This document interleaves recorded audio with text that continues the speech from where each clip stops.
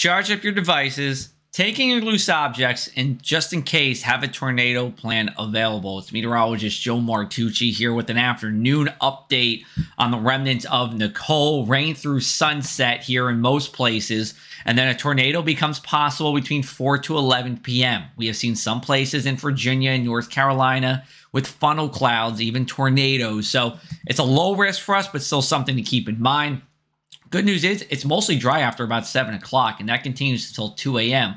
On the bad side here, that's when our strongest winds will develop, and strong winds will be around overnight here, and then rain ends between 6 to 8 a.m. on Saturday. We have a wind advisory in effect for all of the coastal counties from 11 p.m. Friday to 9 a.m. on Saturday here. Let's take a look at our satellite and radar. We do have a good shield of rain working itself through the area now, and that will pretty much diminish by about sunset or so.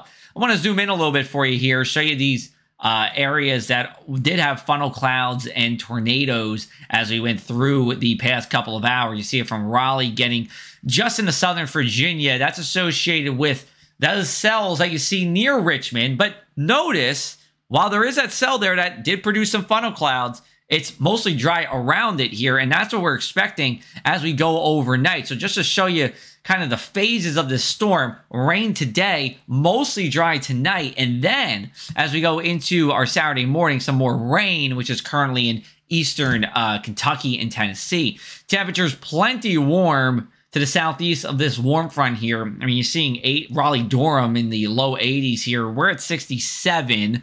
That onshore wind is really helping to keep us a little more moderate than we would be otherwise. But look towards the west. I mean, St. Louis, 43 degrees, 35 in Rockford. It's the middle of the day, but it's also mid-November, and that will be our future as we go into our Sunday night and really into Monday.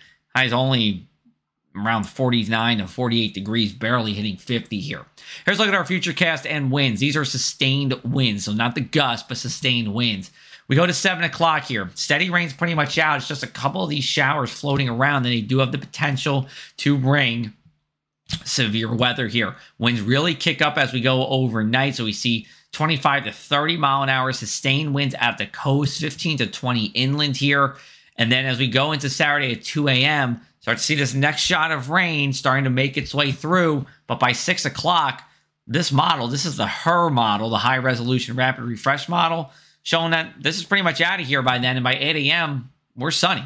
So, again, most of your day Saturday is good. Doesn't have to mean you cancel any outdoor plans, but it is going to be breezy, and there will be some wet ground to contend with here. And the rest of your Saturday, again, winds coming from the west, and those winds are lightening up. Forecasted rainfall totals. Now, this will be from about 3 o'clock on Friday into Saturday.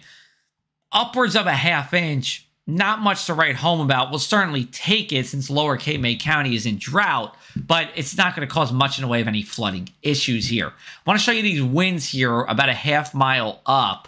This is pretty much our max potential for wind gusts here. So if you do get a heavy shower or some kind of severe thunderstorm, if we were to get to that kind of territory, these are the kind of wind gusts we'd be talking about. So 55 miles an hour in Stafford and Long Beach Township. You see those strongest winds are overnight, as we do talk about a max potential of 60 to 65. And then it quickly goes away as we go into Saturday morning here, 35 to 45 max potential. But by then, the rain is out, so there's not really much of a mechanism to nix these winds down to the surface here. We'll finish off with the lack of tidal flooding. Great news here. Even though we have a southeasterly wind, we're not going to see any tidal flooding. That's because the winds aren't blowing from the southeast for long enough. It's also because it's coming during the lower of the two high tides during the day here. So the combination of that means we are flood free, and we will gladly take that. Here's a look at our numbers as we go into tonight. Only staying in the 60s. It's a night more like mid-August rather than early November. Don't let the trees fool you.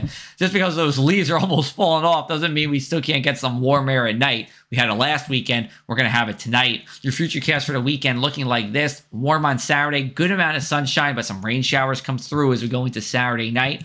More than likely, it's going to be for the inland areas. Still can't roll one out at the shore, and it's not like it's going to rain for a while. We're talking about an hour at most here. By sunrise on Sunday, that rain's pretty much wrapping up. We will get some clearing skies as we go into the afternoon here. But temperatures on the chilly side only really just above 50 degrees for highs. Most of the days in the 40s here. Here's your weekend planner for the inland areas. Notice that low of 30 degrees on Sunday night. Even at the shore, getting close to that freezing mark. November 11th is our average first freeze at the shore here. It looks like we could be in a realm of possibility of getting it on our November 13th into the 14th. We'll see what happens, but it's going to be awfully close. Here's a look at our inland 7-day forecast as we wrap it up for you.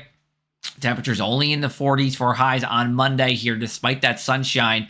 And then as we go into next week, a big cool down for the rest of the week. So as mild as we were most of this previous week here, especially last week, we are going to be below average here. So some wintry days ahead as we go into another full week of November.